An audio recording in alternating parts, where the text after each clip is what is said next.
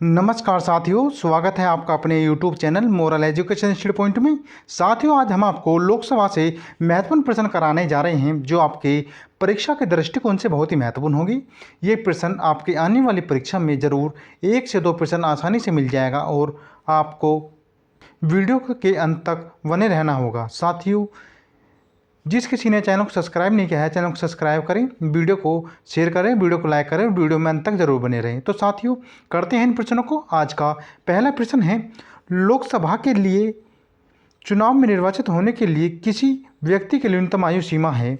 Option A 18 वर्ष, option B 25 वर्ष, option C 21 वर्ष, ऑप्शन डी 30 वर्ष।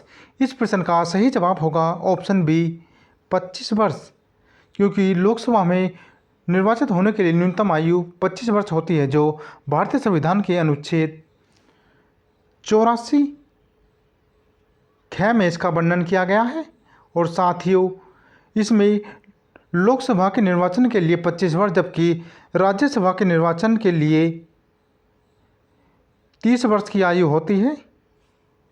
साथियों, यह प्रश्न आपकी आने वाली परीक्षा में देखने को मिल सकता है। और अगला प्रश्न है, लोकसभा में राज्यों के किस आधार पर सीटें आवंटित होती हैं। ऑप्शन ए जनसंख्या के आधार पर, ऑप्शन बी क्षेत्रफल के आधार पर, ऑप्शन सी गरीबी के आधार पर, ऑप्शन डी भाषा के आधार पर। इस प्रश्न का सही जवाब होगा ऑप्शन ए जनसंख्या के आधार पर, जो कि लोकसभा की सीटों का आवंटन किया जाता है। और साथियों, यह भारतीय संविधान के अनुच्छेद 81 के भाग 2 81 के 2, जिसमें क और ख में इसका वर्णन किया गया है। साथियों, अगला प्रश्न है, भारत के संविधान के अनुच्छेद 82 के अनुसार लोकसभा की सीटों का राज्यों के मध्य आवंटन डैश जनगणना के आधार पर है। Option A 1961, option B 1981, option C 1971, option D 1991। इस प्रश्न का सही जवाब होगा ऑप्शन सी 1971। साथियों, भारतीय संविधान के अनुच्छेद 82 के अनुसार लोकसभा की सीटों का राज्यों के मध्य आवंटन 1971 की जनगणना के आधार पर है। और साथियों, यह प्रश्न आपके परीक्षा के दृष्टिकोण से भी बहुत ही महत्वपूर्ण है। साथियों, यह अनुच्छेद 81 और अनुच्छेद 82 के अनुसार लोकसभा की सीटों का राज्यों के मध्य आवंटन 1971 की जनगणना के आधार पर किया जाता है। और साथियों, आपको बता दें कि यह व्यवस्था पहले वर्ष 2000 तक थी, लेकिन इसे अब बढ़ाकर 2026 तक कर दिया गया है, जो 84वें संविधान संशोधन द्वारा इसे वर्ष 2026 तक कर दिया गया है। अगला प्रश्न है, भारत के संविधान में निर्धारित की गई लोकसभा के सदस्यों की अधिकतम संख्या हो सकती है।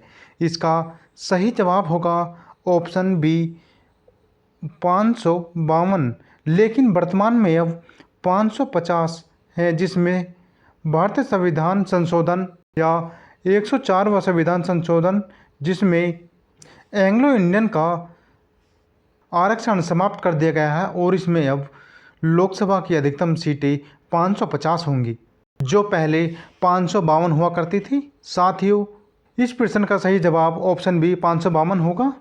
और साथियों, आपको बता दें कि जिसमें 530 सीटें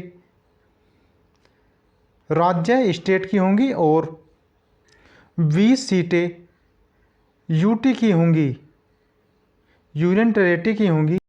अगला प्रश्न है, संविधान के किस संशोधन ने लोकसभा के सदस्यों की संख्या 525 से 500 बढ़ाकर 545 कर दी। ऑप्शन ए 31वें संविधान संशोधन, ऑप्शन बी 35वें संविधान संशोधन ने, ऑप्शन सी 42वें संविधान संशोधन ने, ऑप्शन डी 45वें संविधान संशोधन ने। इस प्रश्न का सही जवाब होगा ऑप्शन ए 31वें संविधान संशोधन ने, जो वर्ष 1973 में हुआ था। इसमें लोकसभा के सदस्यों की संख्या 525 से बढ़ाकर 545 कर दी थी। अगला प्रश्न है, लोकसभा में केंद्र शासित प्रदेशों के लिए कितनी सीटें आरक्षित हैं। Option A 20, option B 30, option C 25, option D 28। इस प्रश्न का सही जवाब होगा ऑप्शन ए 20 जो हमने आपको पहले ही बताया था कि राज्य की लोकसभा में सीटें 530 और जबकि यूनियन टेरेटरी की 20 सीटें हैं, या केंद्र शासित प्रदेश की 20 सीटें और राज्यों की 530 सीटें हैं, जिसमें सर्वाधिक सीटें उत्तर प्रदेश की 80 सीटें हैं। साथियों, जिस किसी ने चैनल को सब्सक्राइब नहीं किया है, ईमानदार चैनल को सब्सक्राइब करें, वीडियो को ज़्यादा से ज़्यादा शेयर करते रहें, वीडियो को लाइक करें। अगला प्रश्न है, निम्नलिखित राज्यों में से अनुसूचित जाति के लिए लोकसभा के स्थान आरक्षित नहीं हैं। ऑप्शन ए केरल तथा तमिलनाडु, ऑप्शन बी केरल तथा कर्नाटक, ऑप्शन सी तमिलनाडु तथा कर्नाटक, ऑप्शन डी उपरोक्त सभी। इस प्रश्न का सही जवाब होगा ऑप्शन ए केरल तथा तमिलनाडु। अगला प्रश्न है, लोकसभा को कार्यकाल पूरा होने से पहले भंग किया जा सकता है। ऑप्शन ए राष्ट्रपति के द्वारा सहविवेक से, ऑप्शन बी प्रधानमंत्री द्वारा सहविवेक से, ऑप्शन सी लोकसभा अध्यक्ष द्वारा सहविवेक से, ऑप्शन डी प्रधानमंत्री की सिफारिश पर राष्ट्रपति द्वारा। इस प्रश्न का सही जवाब होगा ऑप्शन डी प्रधानमंत्री की सिफारिश पर राष्ट्रपति द्वारा इसे भंग किया जा सकता है। और साथियों, यह भारतीय संविधान के अनुच्छेद 85 के 2 में इसका वर्णन है। अनुच्छेद 85(2) के अनुसार लोकसभा के कार्यकाल को प्रधानमंत्री की सिफारिश पर राष्ट्रपति द्वारा भंग किया जा सकता है। अगला प्रश्न है, लोकसभा की बैठक समाप्त की जा सकती है। ऑप्शन ए स्थगन द्वारा, ऑप्शन बी विघटन द्वारा, ऑप्शन सी सत्रावसान द्वारा, ऑप्शन डी उपरोक्त सभी के द्वारा।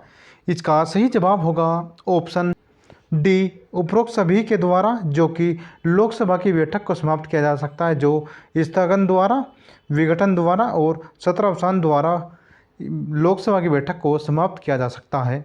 और साथियों, आपको बता दें कि स्थगन जो कि लोकसभा के सदस्यों द्वारा किया जाता है और विघटन भारतीय संविधान के अनुच्छेद 85(2) में इसका वर्णन है। और साथियों, सत्रावसान जो कि अनुच्छेद 82 सत्रावसान द्वारा जो अनुच्छेद 85(2) के ख में है और विघटन अनुच्छेद 85(2) के ख में है। साथियों, अगला प्रश्न है, लोकसभा में कम से कम कितने सत्र बुलाए जाते हैं। ऑप्शन ए 1 वर्ष में 1 बार, ऑप्शन बी वर्ष में 2 बार, ऑप्शन सी वर्ष में 3 बार, ऑप्शन डी वर्ष में 4 बार। इसका सही जवाब होगा ऑप्शन बी वर्ष में 2 बार, जो कि लोकसभा के कम से कम सत्र बुलाए जाते हैं। साथियों, अनुच्छेद 85 फर्स्ट के अनुसार लोकसभा में एक सत्र की अंतिम बैठक और आगामी सत्र की प्रथम बैठक के बीच 6 महीने का अंतर नहीं होगा। और साथियों, इस प्रकार लोकसभा के कम से कम 2 बार सत्र बुलाया जाता है। अगला प्रश्न है, लोकसभा का कोरम कुल सदस्यों की संख्या का कितना होता है। Option A 1/3, option B 1/5, option C 1/11, option D 1/10। इस प्रश्न का सही जवाब होगा ऑप्शन डी 1/10, जो कि लोकसभा के कोरम का कुल सदस्यों का 1/10 होता है, जो भारतीय संविधान के अनुच्छेद 100 के 3 में इसका वर्णन किया गया है। अगला प्रश्न है, कौन सा राज्य सबसे अधिक प्रतिनिधि लोकसभा में भेजता है। Option A Bihar, option B Maharashtra, option C Madhya Pradesh, option D Uttar Pradesh. इसका सही जवाब होगा ऑप्शन डी उत्तर प्रदेश। उत्तर प्रदेश लोकसभा में 80 प्रतिनिधि को भेजता है, जबकि मध्य प्रदेश 29 प्रतिनिधि को लोकसभा में भेजता है और महाराष्ट्र जो 48 प्रतिनिधि को लोकसभा में भेजता है और बिहार जो कि 40 प्रतिनिधि को लोकसभा में भेजता है। तो सर्वाधिक लोकसभा में भेजने वाला उत्तर प्रदेश है, जो 80 सदस्य को यानी कि लोकसभा में भेजता है या प्रतिनिधि को लोकसभा में भेजता है। और उसके बाद दूसरे नंबर पर महाराष्ट्र जो 48 प्रतिनिधि को लोकसभा में भेजता है। और तीसरे स्थान पर पूछ लिया जाए तो तीसरे स्थान पर पश्चिम बंगाल है। पश्चिम बंगाल जो कि 42 प्रतिनिधि को लोकसभा में भेजता है। साथियों, अगला प्रश्न है, वर्तमान लोकसभा के निर्वाचन क्षेत्र के लिए चुनाव व्यय की अधिकतम सीमा क्या है? Option A 25 lakh, option B 40 lakh, option C 70 lakh, option D 54 lakh. इस प्रश्न का सही जवाब होगा ऑप्शन सी 70 लाख, जो कि बड़े राज्यों में 70 लाख तक चुनाव में प्रतिनिधि खर्च कर सकता है, जबकि छोटे राज्यों में 54 लाख तक प्रतिनिधि खर्च कर सकता है। तो साथियों, इसका सही जवाब होगा ऑप्शन सी, और छोटे राज्यों में पूछ ले जाए तो 54 लाख होगा। साथियों, जिस किसी ने हमारे चैनल को सब्सक्राइब नहीं किया है, ईमानदार से चैनल को सब्सक्राइब करें, वीडियो को लाइक करें, वीडियो को शेयर करते रहें। अगला प्रश्न है, लोकसभा का पहला आम चुनाव कब हुआ था? ऑप्शन ए 1949 में, ऑप्शन बी 1952 में, ऑप्शन सी 1950 में, ऑप्शन डी 1954 में। इसका सही जवाब होगा ऑप्शन बी 1952 में, जो कि लोकसभा का पहला आम चुनाव हुआ था। और साथियों, यह चुनाव 489 सीटों पर हुआ था, सीटों के लिए हुआ था। और साथियों, और लोकसभा का पहला अधिवेशन 13 मई 1952 को हुआ था। और साथियों, यह चुनाव 25 अक्टूबर